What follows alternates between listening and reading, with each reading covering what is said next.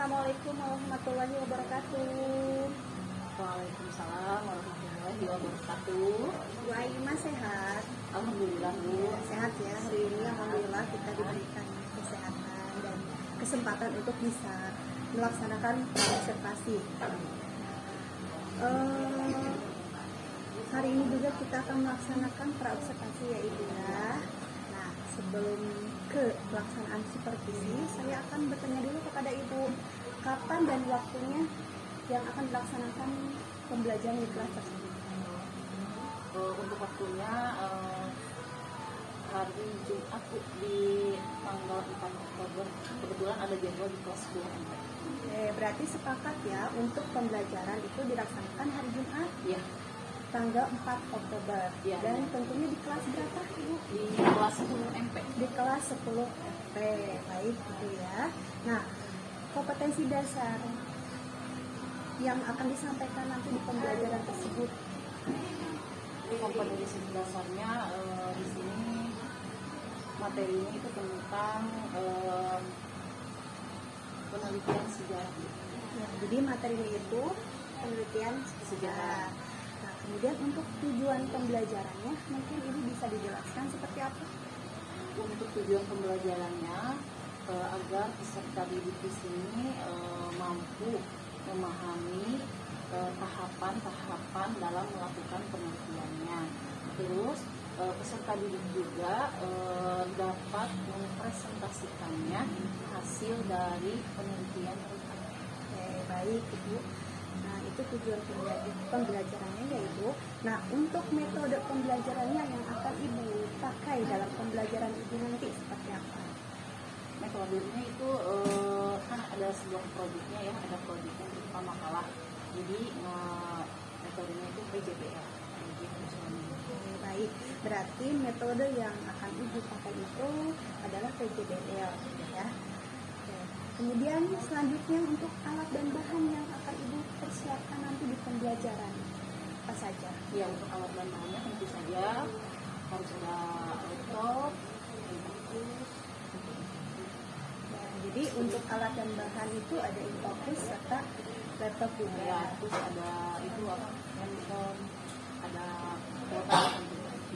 Nah, ada handphone, kuotanya juga. Nah, anak-anak ada yang bawa laptop juga tidak? Ada, karena mereka ada yang punya laptop jadi boleh bawa. Oh, ya bagus sekali ya untuk persiapannya itu. Di siswa itu yang mempunyai laptop itu membawa ke sekolah untuk pembelajaran tersebut. Nah, coba ceritakan nih bagaimana tahapan pembelajarannya dari mulai pendahuluan, inti sampai akhir. Kalau untuk pendahuluan tentu saja kita berdoa dulu ya Bu, berdoa, terus mengasen, terus kita punya yel-yelnya juga, terus merapikan diri, terus melakukan kelas di sekelilingnya, terus saya menyampaikan tujuan dari pembelajaran untuk pendahuluan. Nah, untuk kegiatan intinya pertama saya bagi kelompok dari 20 orang peserta ini dari kelompok, terus mereka itu mencari tempat yang mana yang mau diteliti sama mereka. Terus setelah itu mereka hasilnya diketik terus dipresentasikan ke depan. Terus kalau untuk penutupnya kita mengadakan refleksi juga, refleksi penutup materi. Bagus sekali ya Ibu, dari mulai pendahuluan, inti dan juga akhir pembelajaran itu dilakukan refleksi ya. Nah, semoga apa yang Ibu sampaikan nanti, manfaat dari pembelajaran nanti itu bisa sampai ke siswanya dan siswa menjadi lebih pintar dalam meneliti sebuah objek ya. Gitu. Ya. Yang saya amanatkan untuk Ibu nanti dalam pembelajaran Ibu bagi kelompok siswa kepada siswanya ya, biar membagi kelompok ke dalam kelompok bisa kinestik, kemudian visual ataupun audio, supaya itu lebih baik juga ya. Dan nanti untuk refleksi juga mungkin Ibu berikan tugas-tugas di akhir untuk di rumah, mungkin tambahan dari saya. Siap. Terima kasih waktunya Ibu untuk observasi hari ini. Semoga kegiatan Ibu nanti di supervisi lancar. Amin. Assalamualaikum warahmatullahi wabarakatuh. Waalaikumsalam.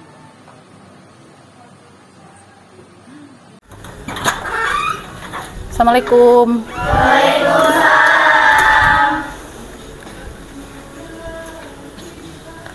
Selamat siang. Bagaimana kabarnya? Baik. Ya, alhamdulillah ya. Kita panjatkan puji serta syukur kepada Allah. Kita masih diberikan panjang umur, kita masih bisa belajar untuk hari ini ya. Ya. Sekarang kalian coba berdoa oleh KM pimpin. Mana KM-nya? Ridki. Sok.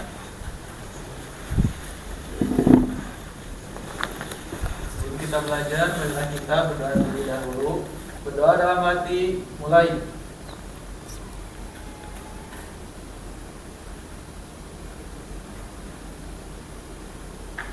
Berdoa selesai.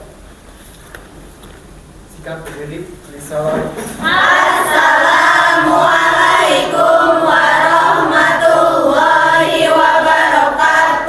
Waalaikumsalam warahmatullahi wabarakatuh. Nah, sekarang kita ini ya. Coba berdiri, kalian rapihkan bajunya, berdiri dulu. Rapihkan bajunya, coba lihat sekeliling kalian, takutnya ada sampah. Kalau ada sampah tolong dipungut. Rapihkan. Udah? Udah. Ya. Silakan duduk kembali.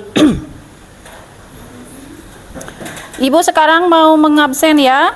Siapa aja hari ini yang tidak hadir? Coba Alia ada?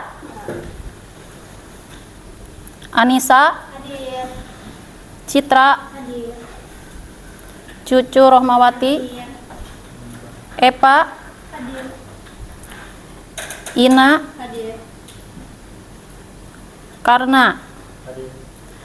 Lepianti? Hadir. Lisna Herawati? Hadir. Naila Sansabila? Hadir. Naila Rahmawati? Ridki Ahmadani? Hadir. Rika Clara? Hadir. Rini? Hadir. Siti Nurhaliza? Hadir. Pika Amelia? Hadir. Ya. Semuanya pada hadir ya? Gini ya, sekarang kan kita memasuki pelajaran mata pelajaran apa? Sejarah. Kenapa bagi kalian sejarah itu penting tidak? Penting. Penting ya, karena ada istilah kata Insinyur Soekarno dulu itu jas merah. Jadi kita itu jangan sekali-sekali meninggalkan yang namanya sejarah. Jangan sekali-kali kita itu meninggalkan sejarah. Karena sejarah itu kita bisa jadi seperti ini, keberadaan sejarah itu kita jadi seperti ini. Terus yang namanya sejarah itu sebagai pengalaman kita ya, dijadikan sebagai pengalaman kita dalam sehari-hari. Jadi kita itu yang namanya sejarah, kita itu harus bisa memotivasi kejadian-kejadian masa lalu itu seperti apa, begitu ya. Paham ya? Paham. Ya. Nah, sebelum ke ini kita ice breaking dulu ya. Sok silakan berdiri.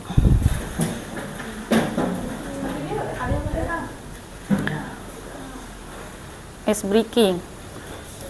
Ada yang mau mimpin? Ada. Siapa? Risma. Ya, sok silakan. Sini. Udah, mulai. Tes breakingnya pakai Marina. Ya. Ya, Marina. Contoh dulu ya. Marina menari di atas menara. Di atas. Di atas menara Marina menari. Terus yang keduanya Marido.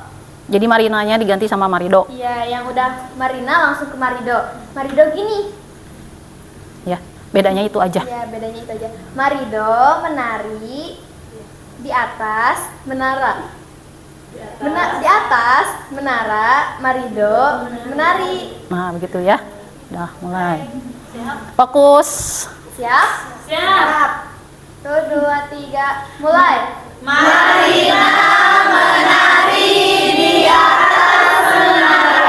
Di atas menara, Marina menari, Marido menari. Di atas menara, Marido menari. Nah, udah, tepuk tangan. Terima kasih Lisna untuk ice breakingnya. Biar agak sedikit semangat ya, jadi dikasih ice breaking dulu ya. Ya. Nah, untuk minggu kemarin kita sudah membahas tentang apa materinya? Ya, tentang manusia purba. Jadi manusia purba itu ada berapa?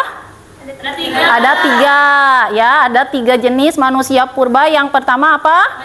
Meganthropus, Pithecanthropus, sama jenis Homo itu ya. Terus masih ingat gak untuk para ininya tokohnya? Masih ingat siapa penemu dari fosil manusia purba? Bukan. Siapa coba salah satunya? Satu aja. Peter Bot. Siapa coba? Satu aja. Eugene du Bois itu yang menemukan fosil manusia purba di mana? Di Trinil Ngawi Jawa Timur. Trinil Ngawi Jawa Timur itu Eugene du Bois. Eugene du Bois itu adalah penemu fosil di Trinil Ngawi Jawa Timur. Masa sih lupa lagi? Minggu kemarin kan udah dibahas ya. Ya, sekarang kita akan menginjak materi yang baru ya. Setelah manusia purba, kita akan menginjak ke materi tentang penelitian sejarah. Silakan dikeluarin bukunya ya.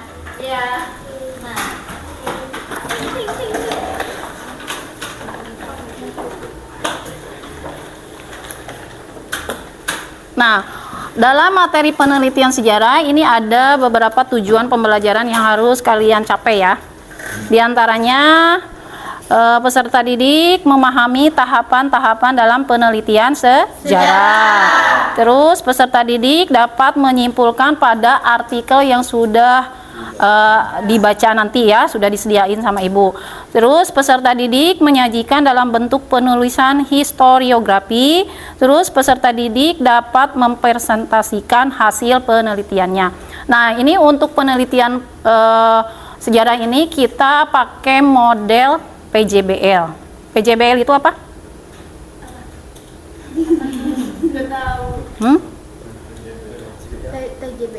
Project Based Learning ya. Jadi dalam materi penelitian sejarah kan kalian itu istilahnya meneliti. Jadi ada proyeknya.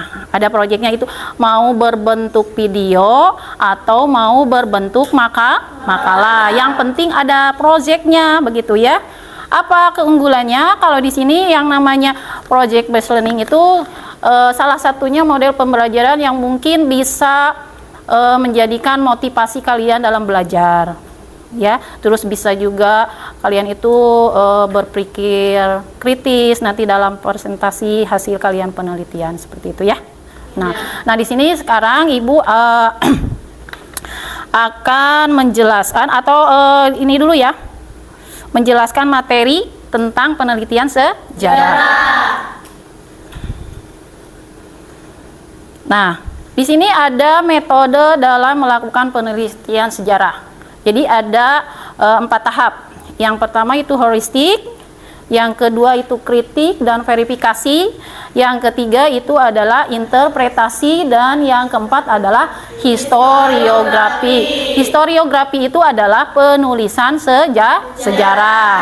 Nah, yang mau ibu jelaskan itu heuristik. Yang pertama itu adalah heuristik. Apa yang namanya heuristik? Artinya itu adalah mengumpulkan sumber-sumber sejarah yang dibutuhkan, ya. Jadi kalian itu sebelum meneliti, kalian itu harus mengumpulkan dulu data-datanya, sumber-sumbernya. Karena kalau kita dalam meneliti itu tidak cukup dari satu sumber. Harus dari beberapa sumber. Kalau yang namanya satu sumber, dari satu sumber itu jadi istilahnya penelitian itu kurang real atau tidak begitu mencek fakta ya, faktanya gitu ya. Gitu. Jadi yang namanya penelitian itu harus dikumpulkan dulu. Misalnya di sini ada sumber-sumber sejarah itu ada yang primer, ada juga yang sekunder. Itu yang berdasarkan sifatnya. Ya. Ada yang berdasarkan sifatnya, ada juga yang berdasarkan bentuknya. Kalau dilihat dari berdasarkan sifatnya, itu ada primer dan sekunder. Kalau yang namanya primer, itu biasanya didapat dari pelaku atau saksi. Pasti ya, yang namanya peristiwa, itu kalau misalnya kalian itu meneliti sebuah peristiwa G30 SPKI atau peristiwa Rengas Dengklok, itu pasti ada pelaku dan saksinya kan? Nah itu ya, itu dinamakan primer. Terus yang kedua apa lagi? Sekunder. Nah untuk sekunder ini biasanya yang didapat dari orang kedua dan seterusnya, kedua, ketiga, keempat, begitu ya. Itu sumbernya ada yang dari primer dan sekunder. Nah itu dilihat dari sifat. Terus yang berdasarkan bentuknya, ada yang berbentuk tulisan, ada juga yang berbentuk lisan. Nah kalian kalau misalnya nanti kalian melakukan penelitian, pasti nih ada bentuk tulisannya. Kalau misalnya peristiwa Rengas Dengklok, ada nggak sumbernya yang berbentuk tulisan? Itu bisa dijadikan itu ya sumber. Ya, tulisan dan lisan. Kalau tulisan berarti berupa apa? Dokumen, arsip, pokoknya anu ditulis-tulis weh. Ya, berupa tulisan. Terus kalau yang namanya lisan itu wawancara, audio, begitu ya, rekaman audio. Nah itu ya, itu yang namanya berdasarkan lisan, tulisan dan lisan. Paham sampai situ? Paham. Ya. Terus di sini yang namanya tahapan itu tadi mah kan sumbernya ya, sumber-sumbernya. Nah sekarang mah tahapan yang namanya heuristik. Itu ada yang namanya corroboration, terus searching, sama contextualization. Ya. Corroboration itu apa? Tahapan pembandingan sumber. Jadi kalau misalnya kalian sudah dikumpulkan dari beberapa sumber, itu harus dibandingkan. Karena gini ya, kalau kita melakukan sumbernya dari hasil wawancara, kita mau wawancara itu tidak hanya dari satu kali. Iya, satu kali wawancara, harus kedua orang minimal. Kalau misalnya wawancara, itu harus dibandingkan. Yang masuk logika gitu ya, dibandingkan. Terus hasil wawancara dari tulisan, misalnya dari internet, itu dibandingkan. Itu namanya corroboration ya. Terus searching. Ini searching adalah tahapan melakukan identifikasi terhadap pelaku sejarah. Nah, tadi teh ya anu termasuk primer, pelakunya. Itu harus diidentifikasi. Benar gak ini pelaku ini ada dalam kejadian tersebut? Misalnya kalian tadi melakukan penelitian peristiwa Rengas Dengklok misalnya. Benar gak itu teh? Yang kalian wawancara itu terlibat tidak? Bising hanya saya terlibat padahal ente, nah, begitu ya. Jadi harus diidentifikasi. Terus selanjutnya contextualization. Ini identifikasi terhadap peristiwa sejarahnya. Kalau misalnya kita peristiwa Rengas Dengklok, benar gak itu terjadi? Karena yang namanya peristiwa sejarah kan kita itu ada waktunya, jam berapa, kapan, tanggal berapa itu ya. Nah itu teh harus real, harus benar-benar. Benar nggak terjadi? Takutnya kan hanya berita-berita hoax. Sekarang banyak ya berita-berita hoax begitu itu ya. Jadi harus diidentifikasi juga peristiwanya. Jadi selain kita mengidentifikasi pelaku, kita harus mengidentifikasi peristiwa tersebut ya. Sekarang mah sudah canggih ya, kita itu bisa searching lewat Google, lewat apalah banyak ya. Terus yang selanjutnya itu kritik atau verifikasi. Ini yang namanya kritik, tahapan di mana seorang peneliti melakukan pengujian dan kredibilitas, otentisitas dari sumber. Jadi ini mencoba untuk mencari kebenarannya, ya, diujikan. Sumber-sumber yang sudah kalian kumpulkan itu diujikan. Benar tidak ini teh sumber-sumbernya. Jadi kan kalau misalnya kalian melakukan pengumpulan sumber, pasti ada sedikit perbedaan, dari sini begini, ini begini, misalnya dari internet, dari Google begini, jadi ada sedikitnya. Itu teh harus diujikan, yaitu namanya kritik atau verifikasi. Terus yang ke berapa tadi? Ketiga, interpretasi.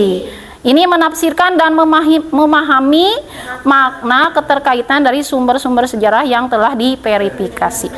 Jadi saling mengaitkan di antara sumber-sumber yang sudah kalian kumpulkan. Ya, nanti kalau misalnya kalian melakukan penelitian, sumbernya jangan dari satu sumber. Bu, yang gampang ngasutin internet, tinggal download, udah. Enggak. Jadi harus minimal itu dari 2 sumber, ya. Nah, terdiri dari apa saja? Analisis dan sintesis. Ini kalau analisis mencoba untuk menguraikan fakta yang telah didapatkan.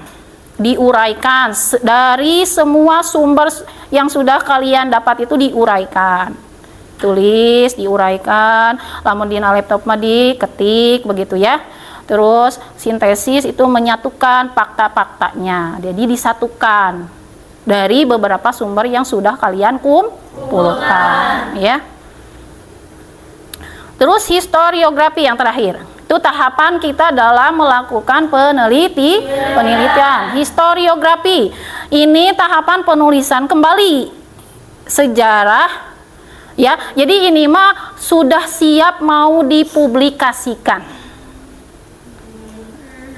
Ya, tahapan sudah siap mau dipublikasikannya mau lewat apa terserah, mau lewat surat kabar mau lewat internet, WA atau Instagram lah, banyak ya sekarang. Itu historiografi. Jadi historiografi ini ada beberapa. Ada historiografi tradisional.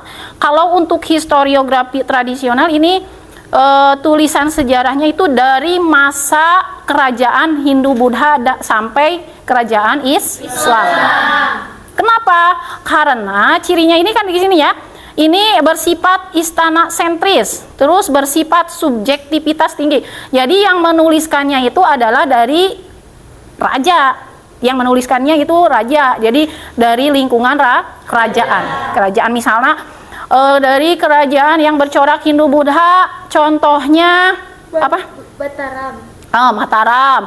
Terus kerajaan yang bercorak Hindu-Buddha yang paling tertua itu yang pertama Kutai. Itu Kutai. Buktinya kan kita dilihat dari mana? Dari apa? Bukti kerajaan itu? Story. Iya, buktinya dari apa itu? Catatan histori. Berupa apa? Iya, batu itu namanya apa? Peninggalan. Peninggalannya apa? Berupa apa? Bukan. Peninggalannya berupa apa? Prasasti. Masih ingat nggak? Ya, prasasti. Ya, prasasti itu ada tulisannya ya? Prasasti itu kan dari batu yang ada tulisan. Siapa yang menulis? Yaitu raja. Nah, itu bisa dijadikan sumber. Itu namanya termasuk historiografi tradisional. Kalau misalnya kalian mau meneliti tentang kerajaan Kutai, ya misalnya kalau kalian mau ini sumbernya dari salah satunya itu prasasti, atau misalnya dari mana itu dari internet begitu ya. Historiografi tradisional. Terus yang kedua ada lagi yang dinamakan historiografi kolonial. Nah, ini mah kalau untuk kolonial itu tulisan sejarahnya itu dari masa kolonial.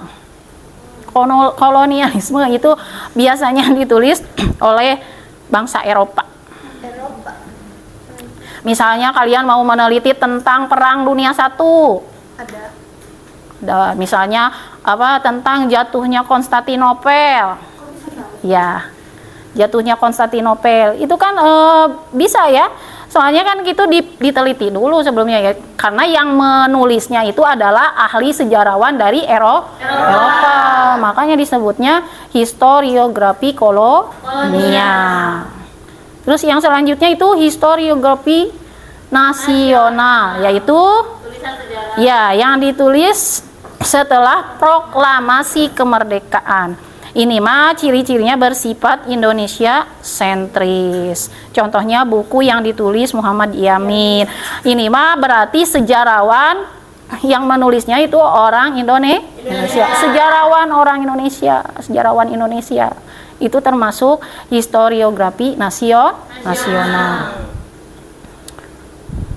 Nah, itu ya materi tentang penelitian sejarah. Jadi kalian itu harus tahu cara-cara atau tahapan-tahapan dalam melakukan penelitian. Nah, sekarang kalian coba baca artikel yang sudah Ibu sediakan ini, coba di-scan sama kalian sama HP kalian masing-masing ya. Sok, silahkan.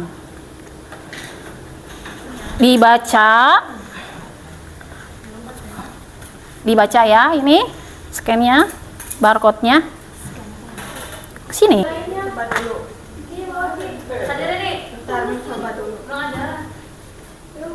Bisa nggak? Ada di kamera kan?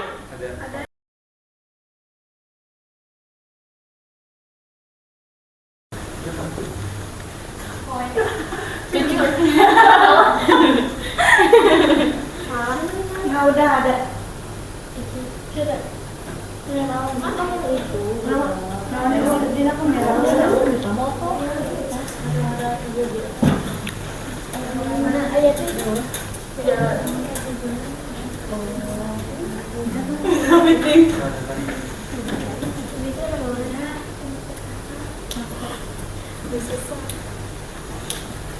Udah bisa?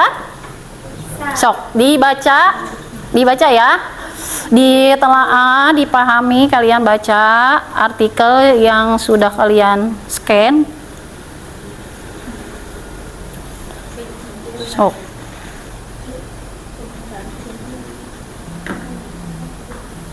Ada kan? Itu. Udah bisa?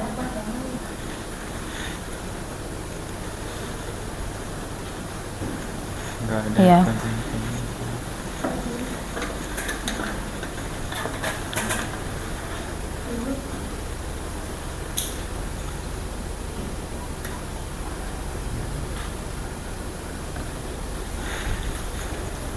Bisa.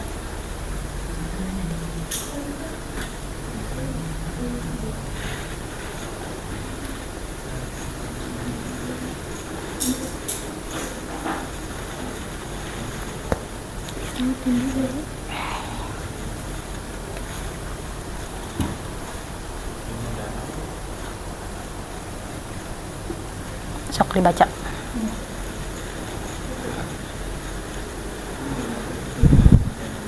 Kalau dibaca mah tidak butuh waktu lama, sebentar. Ibu kasih waktu 5 menitan lah. Sedikit dah.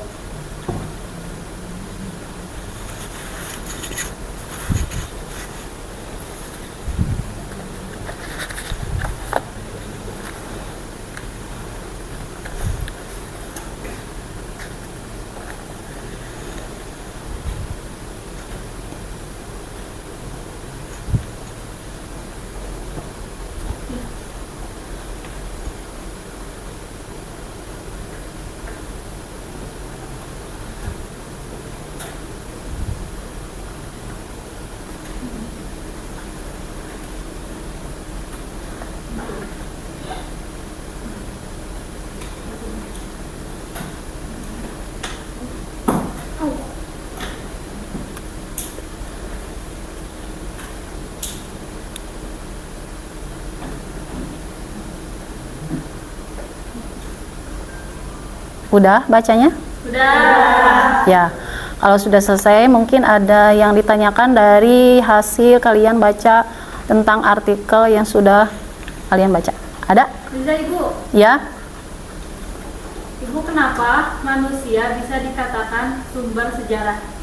Oh iya, kenapa manusia dapat dikatakan sebagai sumber sejarah? Jadi gini ya, karena sejarah itu adalah kejadian-kejadian di masa lalu. Ya, di masa lampau atau di masa lalu. Nah, kemudian dibangun kembali, ya. Kita itu dibangun kembali, kita itu sebagai makhluk individu dan makhluk sosial. Dibangun kembali, setelah dibangun kembali terus, nah kejadian-kejadian itu lalu dirinci secara terperinci, secara ilmiah. Dirincikan secara ilmiah, ya itu. Jadi yang namanya sumber sejarah itu kita itu bisa dijadikan motivasi buat kita ya dalam pembelajaran gitu. Jadi ya sumbernya memang harus dari manusia ya, itu sumber utamanya ya. Tuh. Ada lagi? Pak Ibu, Ya. sejarah kan dikatakan sebagai sumber. Dalam penulisan dibutuhkan apa? Yang namanya sejarawan atau penulis sejarah itu memerlukan intuisi ya. Ini berbentuk pemahaman. Jadi kalau misalnya yang namanya sejarawan itu ahli peneliti itu harus punya insting dalam pemahaman proses penelitian, begitu ya. Nah, sekarang kalian sama ibu dibagi kelompok ya. Sama ibu dibagi kelompok, diacak. Yang kelompok 1 itu Lisna, Anissa, Citra, Naila, sama Cucu. Itu kelompok 1. Untuk kelompok 2, Ibu mau nanya, Iya. Naila mana ini Teh? Ada Naila. Naila Sansabila. Ya, Naila Sansabila. Terus untuk kelompok 2, Siti Nurhaliza, Levi, Ridgi, sama Epa. Itu untuk kelompok 2. Untuk kelompok 3-nya Pika, Ina, Rika, sama Naila. Kelompok 4, Alia, Rini, Rizwan, Karna. Silakan kalian bergabung sama kelompoknya masing-masing. Sok.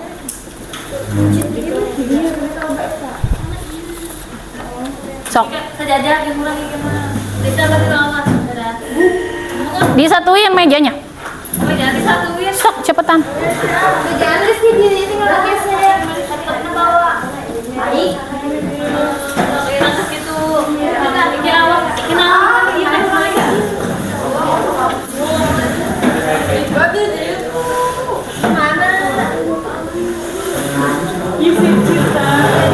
Tadi kata ibu apa? Kelompok 1, 2, 3, 4.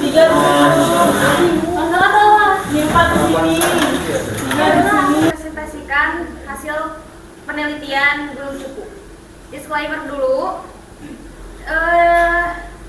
kita tuh nyari sejarah Gunung Cupu tuh agak susah karena katanya pada lupa sejarahnya. Terus yang tahu-tahu itu adalah orang-orang tua yang udah sepuh gitu, yang umurannya 70 ke atas.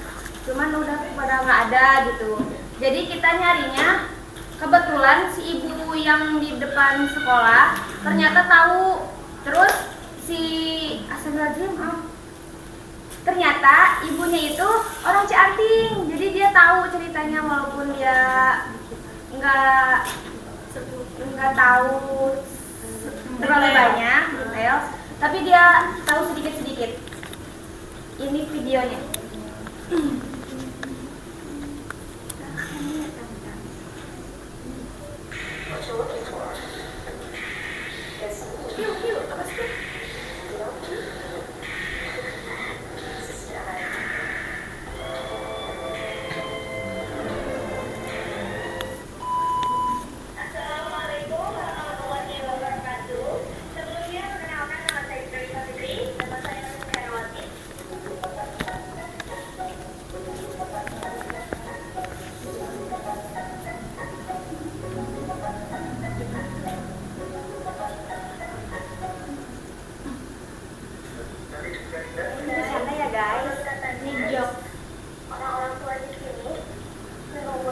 30-40 tidak tahu sejarah Gunung Cupu dan dia tangan supaya seorang sepupu itu makam guys, bukan gubuk jauh ya. Oke. Ada di bawah. Kita di sini yang mencari ibu yang orang katanya tahu sejarah Gunung Cupu.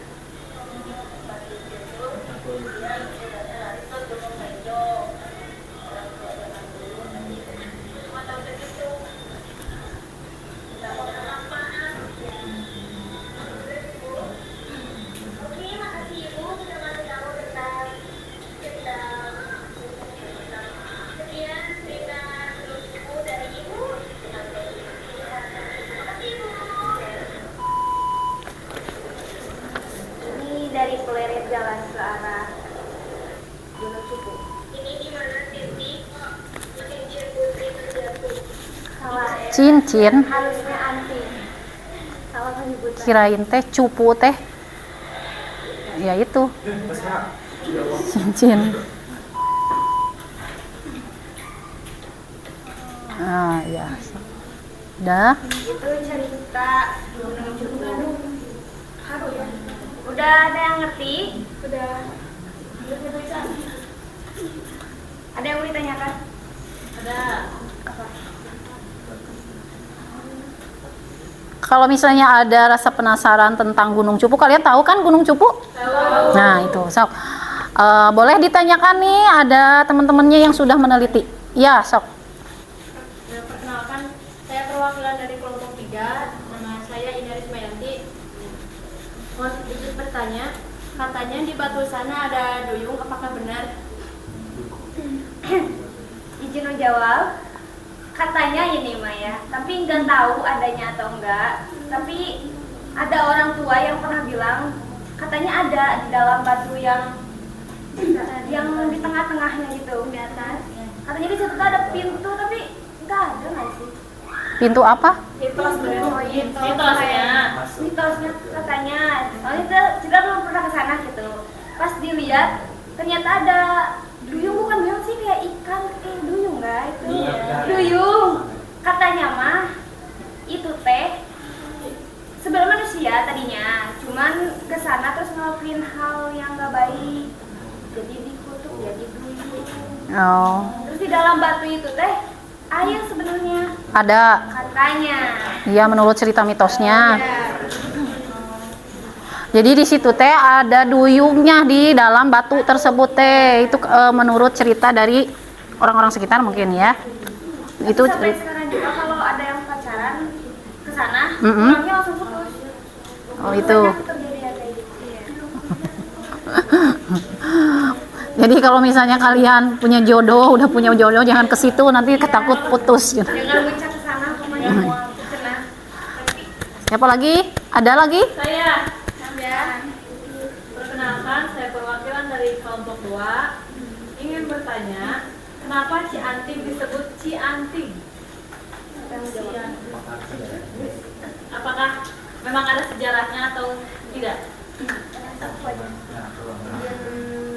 Menjawab pertanyaan Lija, katanya waktu si Putri naik kuda terbang itu, ininya antingnya itu jatuh ke tempat yang dinamai Cianting. Bentar. Anting siapa? Anting si Putri. Oh. Emang ada kuda bersayap? Iya, katanya. Konon katanya. Jadi si Putri itu naik kuda, Iya. kuda bersayap. Namanya kuda apa tuh? Udah Semprani. Semprani. Nah, pas Terus udah Semprani mau naik ke Gunung Hejo, ternyata anting si Putrinya tuh copot di Cianting, di daerah Cianting. Iya. Makanya disebut Cianting. jadi dinamakan Cianting. Jadi ada kuda yang menyeberang mau ke Gunung Hejo. Ya, memang ada Gunung Hejo ya. Ada. Ya, ada lagi? Gimana intinya jawabannya? Was? Sok.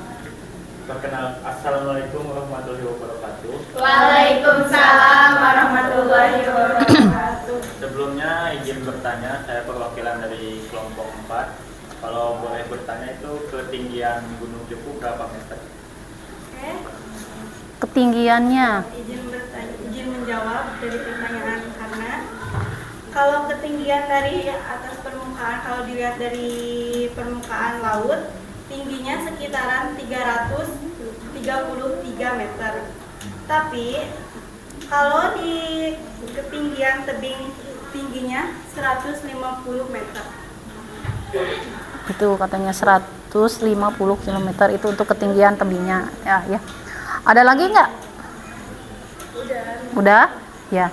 Sok, silahkan ditutup. Sekian presentasi dari kami. Izin pamit undur diri. Wassalamualaikum warahmatullahi wabarakatuh. Waalaikumsalam warahmatullahi wabarakatuh. Kasih tepuk tangan buat temennya.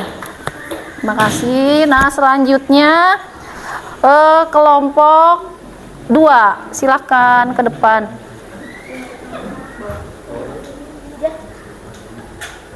Ini satu orang ini ya.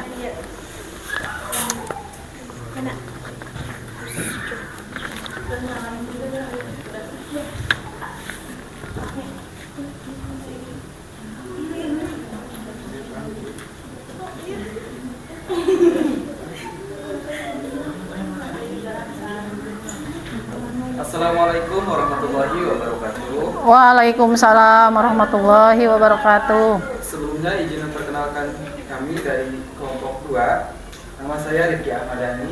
Nama saya Levianti. Saya Siti Nurhaliza. Dan nama saya Eka Sulistari. Ketika kami di sini, kami akan mempresentasikan tentang penelitian sejarah dan kami mengambil tentang sejarah Taman Air Mancur di Bandung. Itu sok Iki. Artikelnya dibuka.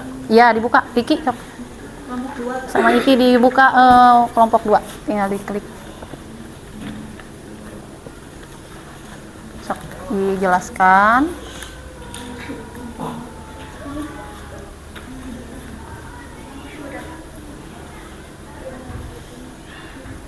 Siapa yang menjelaskannya? Kina foto nala. Iki nu ngatur eta. Oke, di sini saya akan menjelaskan secara singkat sejarah Taman Air Mancur Sri Baduga. Di sini terdapat foto air mancur Sri Baduga ketika sedang menyala. Sebelum menjadi Taman Air Mancur Sri Baduga, taman ini adalah danau yang cukup luas berbentuk bulat yang disebut Situ Buleud. Asal-usul Situ Buleud berkaitan dengan peristiwa perpindahan ibu kota Kabupaten Karawang dari Wanayasa ke Sindangkasih. Tepatnya sejalan dengan pembangunan infrastruktur Kota Purwakarta pada tahap awal. Situ Buleud dibuat atas gagasan Bupati R.A. Surya Winata. Pembuatannya berlangsung antara tahun 1830 sampai pertengahan tahun 1831.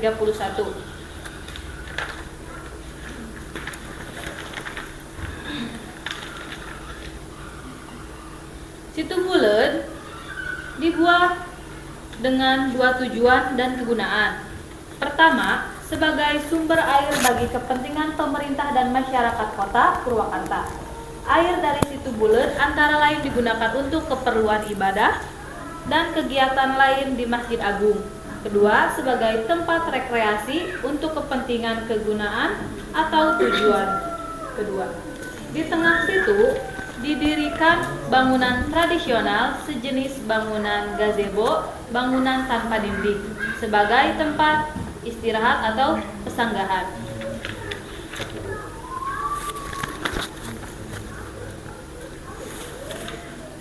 Di Situbondo juga mempunyai Museum Sri Baduga. Museum Sri Baduga sudah didirikan sejak tahun 1974. Nama Museum Sri Baduga diambil dari nama seorang raja Pajajaran, yaitu Sri Baduga Maharaja, Ratu Haji yang sempat memerintah pada tahun 1482 hingga 1521 Masehi. Sebelum dinamakan Sri Baduga, dahulu museum ini dikenal juga sebagai Museum Negeri Provinsi Jawa Barat. Kemudian, pada tahun 1980, museum ini secara resmi menjadi sebuah museum negara dengan julukan Museum Negeri Provinsi Jawa Barat.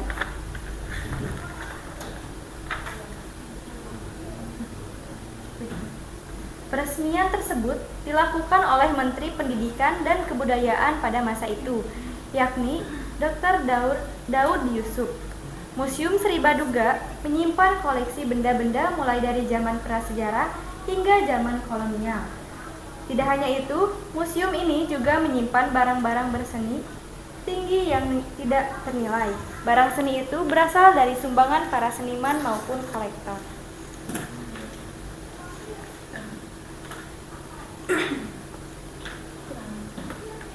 Sri Baduga Maharaja. Sri Baduga Maharaja atau Prabu Siliwangi III juga dikenal sebagai Ratu Jaya Dewata pada tahun 1401 sampai 1521. Putra Prabu Dewa Niskala, putra Mahaprabu Niskala, Wastu Kancana lahir 1401 Masehi di Kawali Ciamis, mengawali pemerintahan zaman Pakuan Pajajaran yang memerintah Kerajaan Sunda Galuh selama 39 tahun. Dari tahun 1482 sampai 1521. Pada masa inilah Pakuan Pajajaran yang sekarang terletak di Kota Bogor mencapai puncak perkembangannya.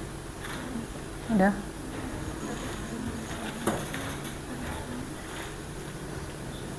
Di sini kita sudah menjelaskan dari awal, yaitu sejarah Taman Air Mancur Sri Baduga, ada juga Museum Sri Baduga, dan asal-usul nama Sri Baduga Maharaja.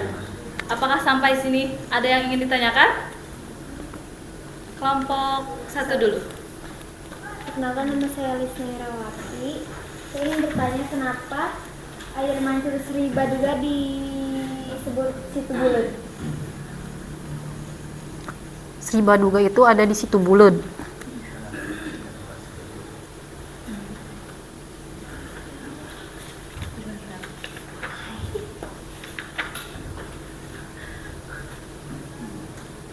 Oke. Saya akan menjawab. Jadi, sebelum menjadi Taman Air Mancur Sri Baduga, taman ini adalah danau yang cukup luas berbentuk bulat yang disebut Situbondo. Jadi karena danaunya berbentuk bulat, disitulah jadi julukan Situbondo. Jadi asalnya itu sebuah situ gimana? Iya, sebuah danau yang bulat. Oh. Iya, sebuah danau yang bulat. Jadi disebut Situbondo. Gitu katanya. Asal usulnya juga berkaitan dengan peristiwa perpindahan ibu kota. Perpindahan ibu kota Kabupaten Karawang dari Wanayasa ke Sindangkasih gitu. Sudah mengerti? Mengerti. Terima kasih. Izin bertanya, ada apa aja di dalam Museum Sri Baduga? Di dalam Museum Sri Baduga.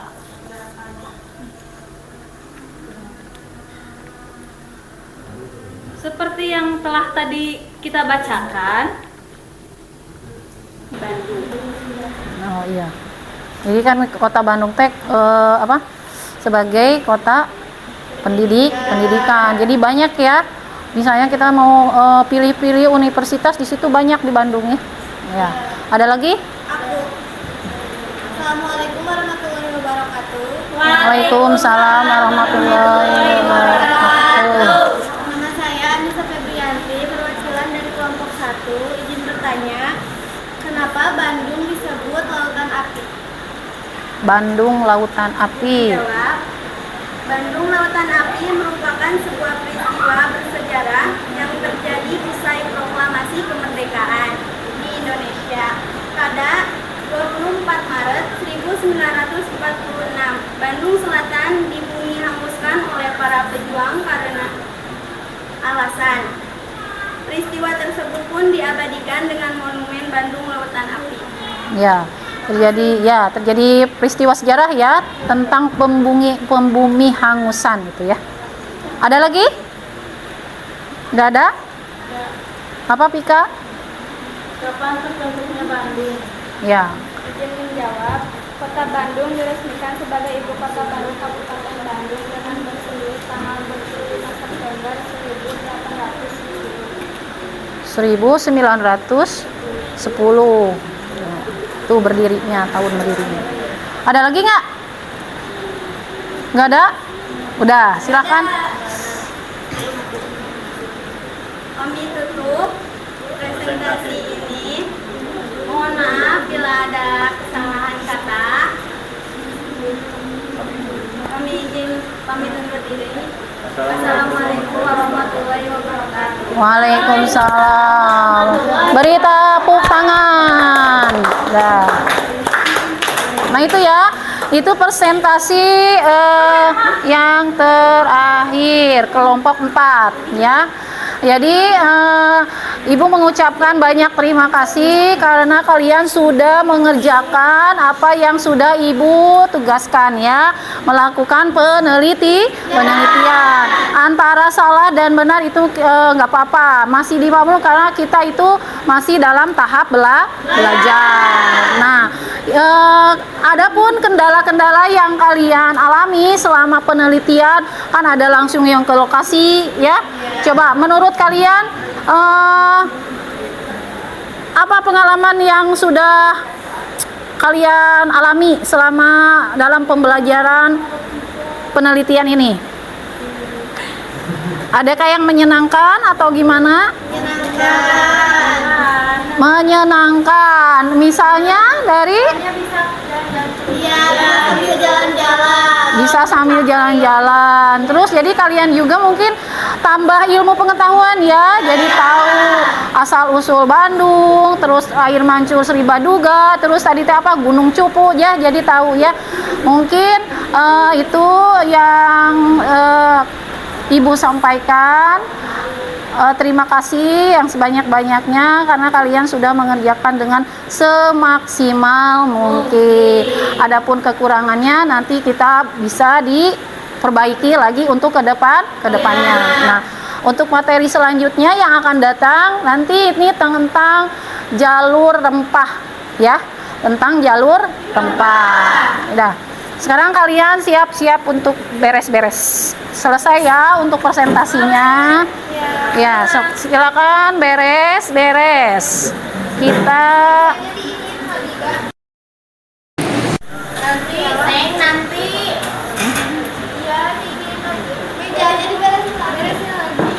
ya, beresin lagi. Beresin lagi seperti awal, meja kursinya dirapihkan lagi. Ya, matiin. Nah, dicabut.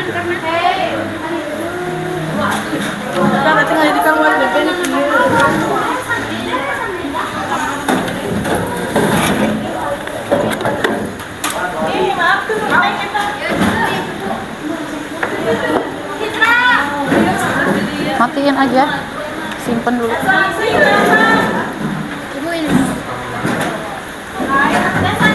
Kalau misalnya enggak gini aja dulu. Sok ini rapiin.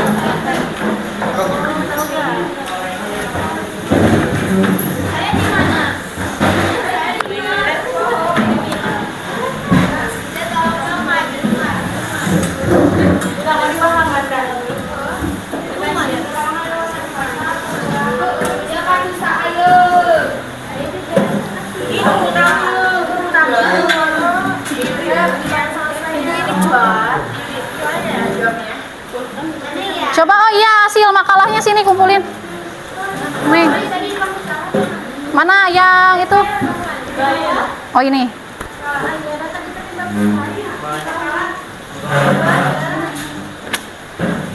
Sok silakan beres-beres, dirapikan kursinya.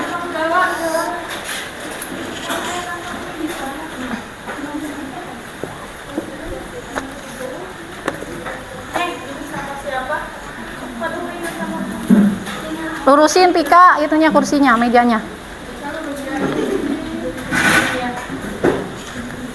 Sok silakan KM untuk doa. Berdoa. Baik, sebelum kita pulang, marilah kita berdoa terlebih dahulu. Berdoa dalam hati, mulai.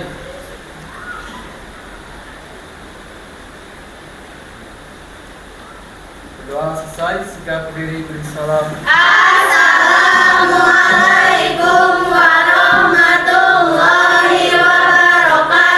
Waalaikumsalam warahmatullahi wabarakatuh. Silakan pulang kalian, hati-hati ya di jalan. Makasih Ibu. Yo. Awas tuh kabelnya ke ini.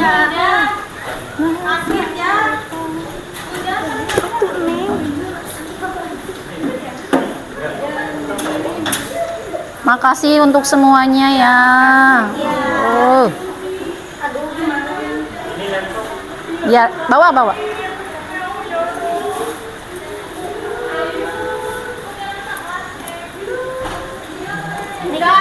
Waalaikumsalam warahmatullahi wabarakatuh.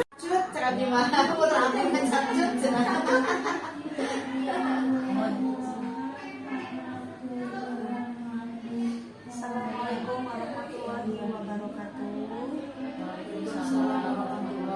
Alhamdulillahirobbilalamin. Hari ini saya berkumpul dengan Ibu Pepe, Guru Nakumanti STD. Kemudian ada Ibu Alimas, rekan kerja saya di SMK Negeri Sukatani, dan saya sendiri Dewi Ratnasari. Hari ini saya bersama Pepe dan rekan saya akan melaksanakan pasca observasi. Kita mulai saja ya, Ibu. Silakan. Baik. Selamat pagi, Ibu. Pagi, Sehat, Ibu? alhamdulillah. Ya, baik, Ibu. Hari ini kita melaksanakan pasca observasi ya, Ibu. Setelah kita melaksanakan sebelumnya pra-observasi, kemudian observasi juga ya di dalam kelas. Jadi saya akan menyampaikan pertanyaan-pertanyaan kepada Ibu dalam kegiatan pasca observasi ini ya. Nah, yang pertama, bagaimana perasaan Ibu selama proses pembelajaran?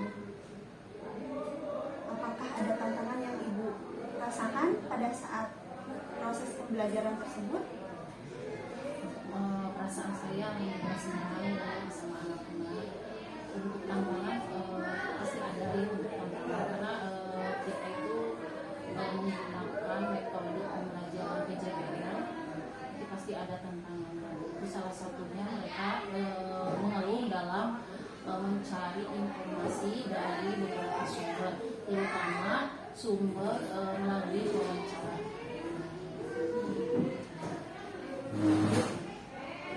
Yang berikutnya ya Bu ya, yang saya akan tanyakan, Ya. strategi yang Ibu gunakan dalam proses pembelajaran tersebut seperti apa? Untuk strateginya, karena kan untuk melakukan penelitian itu kan mereka harus mengumpulkan dari beberapa sumber ya, termasuk sumber wawancara, sumber dari media sosial atau dari buku. Nah, mereka itu kesulitan dalam wawancara.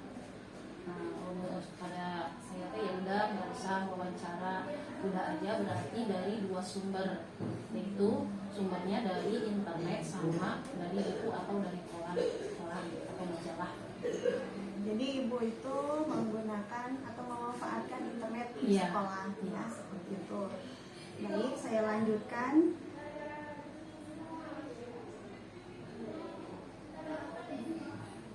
Apa pelajaran yang Ibu dapatkan dalam kegiatan observasi kita atau pembelajaran Ibu di kelas? Saya itu ada pembelajaran hal-hal yang baru tentunya, terus menambah wawasan juga dari setiap pembelajaran, khususnya pas di pembelajaran untuk materi tentang penelitian. Karena ini materinya meneliti ya, Iya, materinya. tentang Jadi si penelitian. siswa itu memang melaksanakan kegiatan penelitian, Iya, ya, penelitian di luar. meneliti objek. Iya. Maaf, objeknya seperti apa? Untuk objeknya mereka cari tempat atau apa aja benda yang dianggap masyarakat itu menarik. Pasti itu ada cerita-cerita sejarahnya. Ya. Nah, lalu apakah pendampingan ini atau supervisi ini membantu ibu menemukan solusi konkretnya terhadap masalah yang ibu alami selama di pembelajaran? Alhamdulillah Ada? ya ada. Boleh dijelaskan ibu seperti apa? Untuk konkretnya Ya mungkin yang biasanya ibu tidak bisa mengkondisikan anak karena ibu tidak menggunakan atau memanfaatkan sumber belajar di kelas. Nah sekarang setelah adanya pendampingan ini, ibu jadi tahu ternyata dalam pembelajaran itu harus menggunakan strategi-strategi ataupun metode yang mampu meningkatkan ataupun minat siswa dalam pembelajaran. Boleh dijelaskan ibu?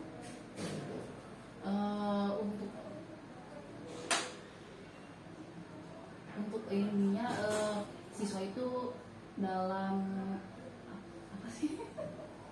Kini dipotong dulu. Ibu punten. Masih waktu. Apa abisnya terlalu panjang itu bu? Enggak. Lanjut aja ngalir aja Bu. Ngalir. Tenang bu, dipotong adanya. Ya dipotong ya. Tenang ya bu ya. Purwino kamari. Campur dulu kamari. Iya, itu mah ada kemarin. Bangga banget. Udah nobenya. Biasalah. Ini kan tadi ku abi. Kayak ibu kan kayak satu ajan supervisi mah ibu teh belajar teh biasa wae ya gitu. Ibu pokoknya mah ibu teh tidak nyaman lah di kelas teh. Nah semenjak ada supervisi, karena kan memang sebelum supervisi itu kan ibu membuat perencanaan dulu RPP gitu. Ada pendampingan dulu di pra terus mempersiapkan strategi yang bagus itu. Jadi ada persiapan. Gitu, ada peningkatan gitu. Banyak. Ya. Aduh. Ya. Apakah pendampingan ataupun supervisi ini membantu ibu menemukan solusi konkret atas masalah yang ibu selama ini rasakan? Ada. Ada. Boleh dijelaskan ibu? Yang saya rasakan karena kan sebelum pembelajaran itu dipersiapkan dulu dalam strateginya gitu ya, dari mulai pendahuluan inti sampai ke penutup. Jadi ibu itu menemukan solusi ya, yang awalnya ibu mempunyai masalah. Nah sekarang ibu ternyata ini masalahnya gitu ya, sudah tahu gitu ya, ternyata kekurangan saya itu dan masalah saya itu seperti ini ya setelah adanya supervisi ini ya. Oke baik ibu, saya lanjutkan lagi ya bu ya. Iya. Oke. Kalau untuk perasaan yang ibu rasakan pada saat pembelajaran tersebut, bagaimana perasaannya?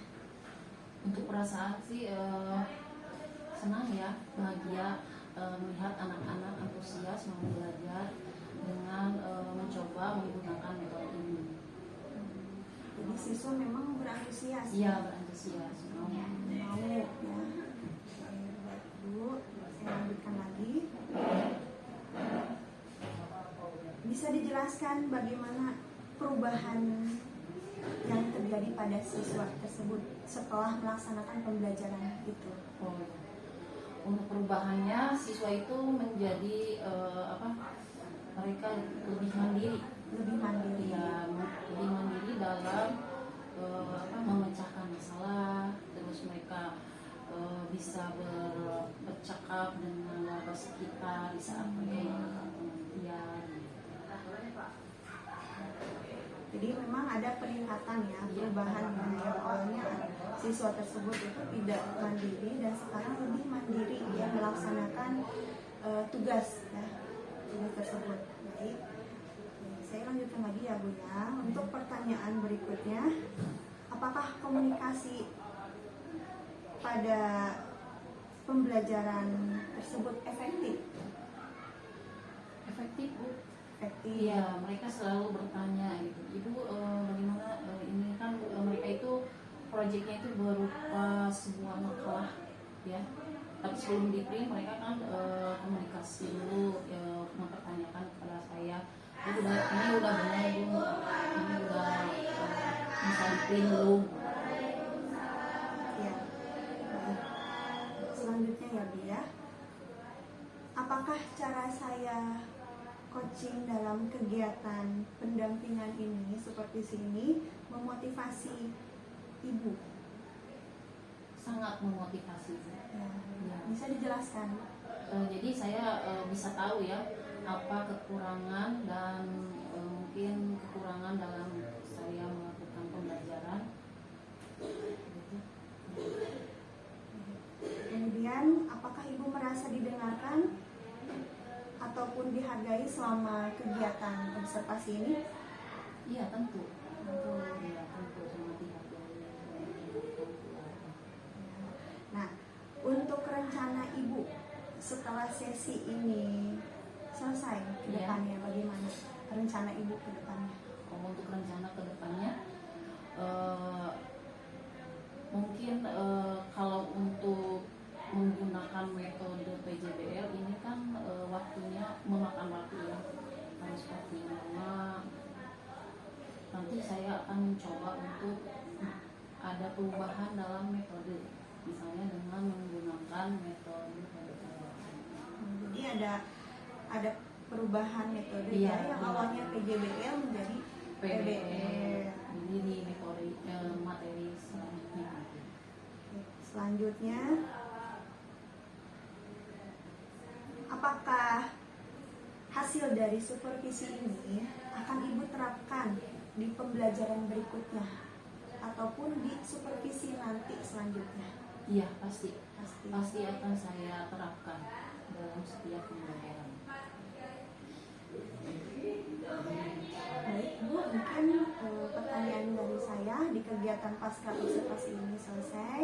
Semoga nanti ke depannya rencana-rencana ibu ataupun strategi-strategi ibu itu bisa diterapkan di pembelajaran berikutnya. Iya. Ya, terima kasih Ibu untuk waktunya. Semoga kita bisa bertemu kembali dalam observasi selanjutnya dan sehat selalu. Ya, amin. Terima kasih Ibu. Iya, terima kasih. Iya. Sama-sama Bu Dewi sama Ibu Bu Ai. Iya. Terima kasih atas kegiatan pasca observasi karena kegiatan pra dan observasinya sudah dilaksanakan. Jadi mungkin sekarang ibu-ibu ini sedang melaksanakan refleksi dan umpan balik mungkin ya Bu ya. Tadi setelah saya dengarkan, setelah saya simak dari pembicaraan ibu semuanya, alhamdulillah ya. Bagaimana perasaannya? Agak sedikit tegang. Iya, maksudnya iya. Kan umpan balik Bu, ada umpan balik. Nah, tegang ya Bu ya? Iya, agak sedikit tegang.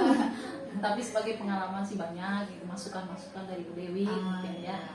Alhamdulillah berarti jangan sekali aja, Iya. tapi terus ya Bu ya, Iya. di apa namanya, yang namanya apa, kinerja kita kan kita nggak bisa menilai sendiri gitu ya. Harus ada bantuan dari teman yang lain gitu ya, rekan sejawat yang lain untuk menilai apakah strategi, kemudian metode apa, misalnya ada yang kurang tepat untuk di materi ini, mungkin ada masukan dari teman yang lain. Nah kemudian tadi setelah saya simak, yang pertama tadi pembicaraannya atau obrolannya udah hidup ya. Terus Bu Dewi sudah menggali pertanyaan kepada Bu Ai itu ya, tentang apa saja, tentang tadi refleksi, kemudian umpan balik, kemudian apa saja tadi yang belum saya dengar adalah area pengembangan. Ya nggak apa-apa Bu, nanti di kegiatan supervisi berikutnya disisipkan tadi area pengembangan apa yang ingin Bu Ai kembangkan di kegiatan supervisi ini gitu ya sekarang gitu ya. Nggak apa-apa Bu, nanti bisa di kegiatan berikutnya. Kemudian tadi Ibu Ai dengan Bu Dewi sudah berpartisipasi aktif dalam kegiatan pasca observasi ini. Kemudian pertanyaannya sudah relevan. Kemudian Bu Ai sudah mampu mengidentifikasi tantangan yang ada di kelas. Luar biasa, keren. Kemudian mencari solusinya. Kan yang namanya coaching itu tugasnya coach atau tugasnya Bu Dewi di sini sebagai coach hanya menggali pertanyaan saja. Siapa yang menjawab dan menemukan sendiri jawabannya? Ya Bu Ai gitu. Jadi Bu Dewi hanya memantik dengan pertanyaan-pertanyaan, sementara tantangan dan jawabannya Ibu sendiri yang dapat gitu ya. Itu hakikatnya kalau coaching ya Bu ya gitu. Makanya lebih cocok coaching dengan rekan ketimbang dengan murid gitu. Murid kan ada konseling ya Bu ya, seperti itu. Kemudian tadi untuk umpan baliknya, yaitu yang pertama tadi saya berharap nanti nggak sampai di sini aja ya Bu ya, harus ada kelanjutannya gitu. Karena program coaching ini bagus banget gitu kalau diterapkan gitu ya. Nanti gantian, misalnya nanti Bu Dewi sebagai coachnya, Bu Ai sebagai coachnya, Bu Dewi sebagai coachingnya, sebagai yang diobservasinya maksudnya Bu gitu. Ibu yang mengobservasi, Bu Dewi, atau gantian dengan guru-guru yang lain. Jadi enak gitu. Jadi kita bisa saling mengevaluasi sehingga kita bisa terapkan langsung ke peserta didik gitu ya. Kemudian tadi saya harapkan lebih banyak peluang untuk berbagi pengalaman. Nah, gitu ya, pengalaman yang misalnya di sini ada guru penggerak misalnya, ada 4 ya Bu ya. Ada 3, nah kita gantian gitu ya, berbagi pengalaman. Kemudian tadi dukungan sumber belajar, nah gitu ya. Apalagi tadi saya dengar ada digitalisasi ya Bu ya, tadi teh. Nah itu mudah-mudahan bisa diterapkan gitu ya. Terkait dengan kendala yang ada di sini gitu ya. Mudah-mudahan nanti Ibu dengan guru-guru yang lain ada solusinya gitu ya. Itu misalnya pengadaan komputer atau internet gitu ya. Kalaupun komputer atau laptop terbatas, bisa bawa handphone masing-masing anak gitu ya, difasilitasi dengan jasa layanan internetnya gitu. Seperti itu. Jadi kegiatan pembelajaran bisa berjalan dengan baik. Mungkin refleksi dan umpan balik dari saya cukup ya Bu ya. Alhamdulillah secara keseluruhan sudah baik ya, sudah baik. Mudah-mudahan ibu-ibu nanti bisa mengembangkan ya, dikembangkan lagi dengan guru-guru yang lain. Ya, terima kasih Bu Dewi, terima kasih Bu Ai. Sami-sami. Aca Bu, Aca. Tutup Bu Dewi. Ya, terima kasih Bu Pepe, kemudian Ibu Aima selaku rekan. Ya, jadi untuk kegiatan hari ini alhamdulillah kita sudah laksanakan ya dengan lancar. Semoga untuk nanti selanjutnya kita bisa coaching lagi. Betul, iya.